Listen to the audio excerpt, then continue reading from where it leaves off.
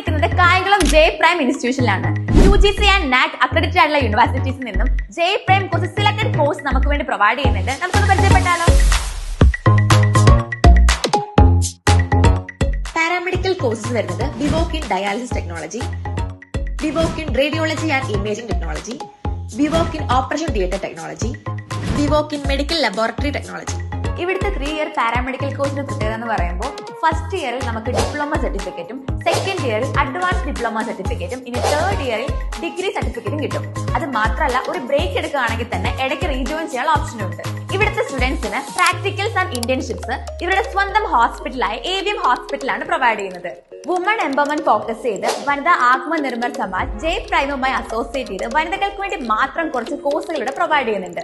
Courses വരുന്നത് diploma in geriatric care, diploma in ANM, diploma in GDA, diploma in dementia care. Qualification വരുന്നത് +2 ആണ്, age limit ഇല്ല.